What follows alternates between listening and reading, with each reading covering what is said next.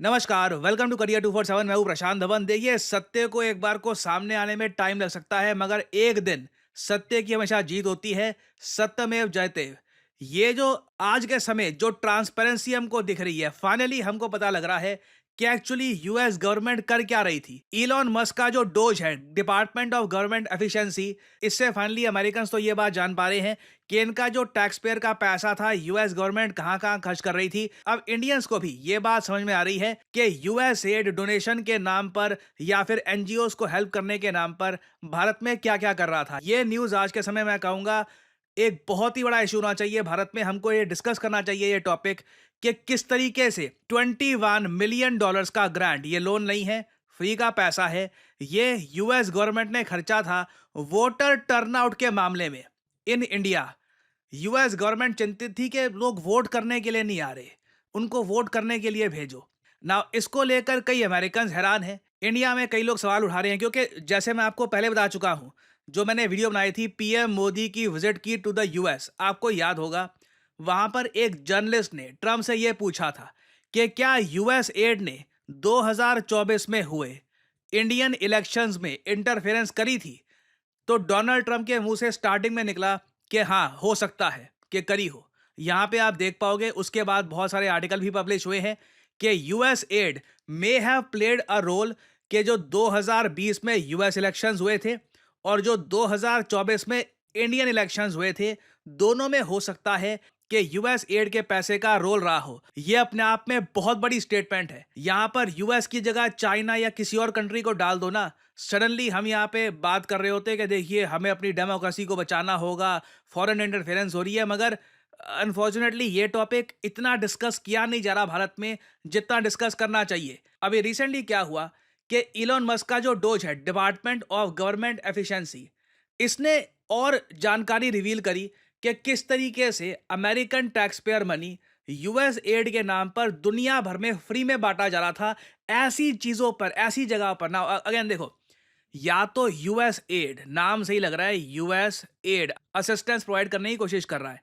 इसको John F Kennedy ने बनाया था 1961 में, और इसके अंडर यूएस ने फ्री का पैसा बांटा है दुनिया भर में। यूएस का ये कहना था कि हम यूएस एड के अंडर देखिए लोगों को हेल्प करने की कोशिश करेंगे फ्री ऑफ कॉस्ट। बट जब हम देखते हैं कि यूएस एड का पैसा खर्चा कैसे जा रहा था, क्योंकि अब देखिए यूएस एड की जो भी फाइल्स थी, जो भी डेटा था, ये इलॉन मस्क के हाथ लग गया है। और एक एक करके ये वेरीफाई करके सारी रिपोर्ट्स ना दुनिया के सामने ला रहे हैं कि ये देखो, ये रियलिटी थी यूएस एड की। अब हालांकि मैं ये भी ऐड कर दूं यहाँ पर, इलॉन मस्क और डोनाल्ड ट्रंप भी इसको अलाउ इसलिए कर रहे हैं क्योंकि डोनाल्ड ट्रंप का नंबर वन ये मानना है कि यूएसए का कोई रोल नहीं है दुनिया भर में, कि यूएस हर साल $60 बिलियन फ्री के बांटे। इतना तो इंडिया यूएसए के बीच में ट्रेड डेफिसिट नहीं है जितना यूएस गवर्नमेंट फ्री का ये पैसा बांट रही थी। और सिंस इलॉन मस्क और डोनाल्ड ट्रंप दोनों यूएस एड को बंद करना चाहते हैं इवेंचुअली, इन्हें लोगों को समझाना होगा कि देखो, कैम्बोडिया में ना, कैम्बोडिया देश में $2.3 मिलियन, जो एक बहुत बड़ा अमाउंट होता है अपने आप में, इंडियन रुपीस में आप अगर कन्वर्ट करो 20 करोड़ रुपए के आसपास की हम यहाँ पे बात कर रहे हैं। इतना पैसा खर्च किया गया फॉर स्ट्रेंथनिंग इंडिपेंडेंट वॉइसेस। अब इसका मतलब निकाल लो, स्ट्रेंथनिंग इंडिपेंडेंट वॉइसेस ये बोल करना, किसी भी एक इंडिविजुअल को आप पकड़ा दो 50 लाख रुपए, 1 करोड़ रुपए, ठीक है, क्यों? ये इंडिविजुअल से ना इंडिपेंडेंट वॉइसेस स्ट्रेंथन हो रही है। अब कैम्बोडिया का केस तो फिर भी छोटा लगता है। फिर अगर हम यहाँ पे आते हैं बांग्लादेश में ना, मुझको यहाँ पे वैसे ये भी ऐड करना पड़ेगा, ये जो पैसा है ना, ये डोज के हिसाब से खर्चा जाना था इन सब कंट्रीज में। तो कितना पैसा इस अमाउंट में से खर्चा गया है, कितना इन्होंने रोका है, ये क्लियर नहीं है। मगर इन लोगों के हिसाब से, डोज के हिसाब से, ये लोग हाईलाइट करना चाहते हैं कि कहां कहां यूएस एड का पैसा बिना वजह खर्च होने वाला था। $29 मिलियन यूएस एड ने खर्चे थे बांग्लादेश के पॉलिटिकल लैंडस्केप को और स्ट्रॉन्ग करने के लिए। अब निकाल लो इसका मतलब क्या है। बांग्लादेश का पॉलिटिकल लैंडस्केप स्ट्रॉन्ग करने के लिए कहीं भी खर्च दो ये पैसा, किसी को भी दे दो, जस्टिफाई कर दो कि हाँ ठीक है, इससे बांग्लादेश का जो पॉलिटिकल लैंडस्केप है स्ट्रांग हो रहा है। और क्वेश्चन यहां पर यह भी आता है, इलॉन मस्क ये भी कहेंगे यूएस वोटर को कि तुम्हें क्या है कि बांग्लादेश का पॉलिटिकल लैंडस्केप स्ट्रेंथन हो रहा है नहीं हो रहा। एज यूएस सिटीजन्स कोशिश हमारी ये होनी चाहिए थी कि कहीं पर बहुत ज़्यादा भुखमरी है, लोग दवाइयों के बिना तड़प रहे हैं, लोगों के पास पीने का पानी नहीं है, वहां पर ये यूएस एड जानी चाहिए थी ताकि जेन्युइनली दुनिया का कल्याण हो। मगर क्लियरली यूएस एड का रोल किसी और तरीके से यहाँ पे चल रहा था। नेपाल में आप देखो, फिस्कल फेडरलिज्म को सपोर्ट करने के लिए $20 मिलियन, ये नेपालियों को भी समझ नहीं आ रहा कि इतना पैसा क्यों खर्चा गया नेपाल में। फिर इंडिया का केस अगर हम देखें तो यहाँ पे आपको दिख जाएगा, वोटर टर्नआउट इंप्रूव करने के लिए भारत में $21 मिलियन खर्चे गए। अब यूएस के वोटर्स यही सोच रहे हैं कि देखो, इंडिया की डेमोक्रेसी में ऐसा तो है नहीं कि लोग वोट करने के लिए नहीं जाते। उल्टा इंडिया की जो डेमोक्रेसी है, जब इंडिया के इलेक्शंस होते हैं पूरी दुनिया देखती है, मतलब दुनिया के सबसे बड़े इलेक्शंस होते हैं।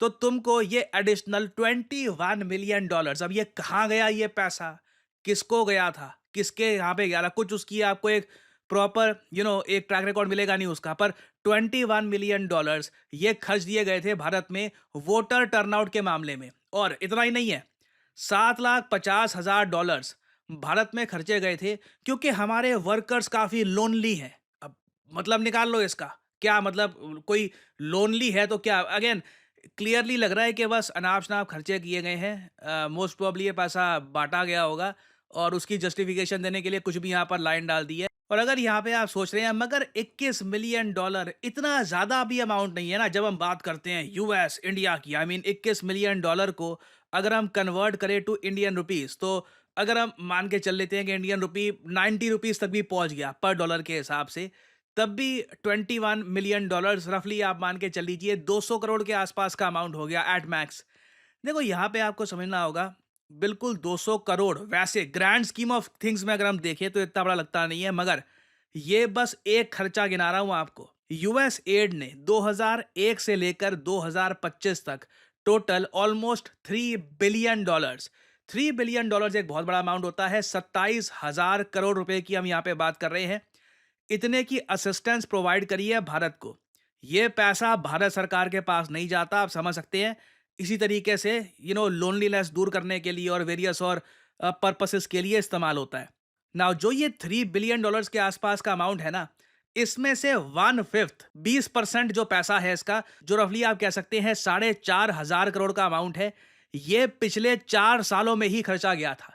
अब जो ये 4,500 करोड़ का अमाउंट है यूएस एड का, क्वेश्चन तो यहाँ पे आएंगे। सिंस डोनाल्ड ट्रंप ने भी पीएम मोदी के सामने बैठकर ये बात बोल दी थी कि US aid may have interfered in India's elections, ये again this is very concerning. और कहीं ना कहीं आई थिंक इंडिया में इस पर जांच पड़ताल होनी चाहिए कि हुआ क्या था। इस चीज को अगर हम इग्नोर कर देते हैं तो दैट मीन्स कि हम लोग इतने एक बड़े इशू को सीरियसली नहीं ले रहे। तो यहाँ पे मैं जानना चाहूंगा आपका opinion. Do you guys believe कि इस इशू पर भारत में एक प्रॉपर इन्वेस्टिगेशन होनी चाहिए? जब यूएस प्रेसिडेंट के मुंह से ही निकल गया कि हाँ हो सकता है कि इंटरफेरेंस हुई होगी इंडिया के इलेक्शंस में, should India have a proper investigation on this issue? लिखिएगा इसके बारे में कमेंट सेक्शन में, मैं जानना चाहूंगा आपका opinion. Now I am sure आप सब लोगों ने एक बहुत ही फेमस कोट सुनी होगी, data is the new oil. Well, अब इसका एक अपग्रेडेड वर्जन आ गया है। Data is not just the new oil, data is the new soil as well.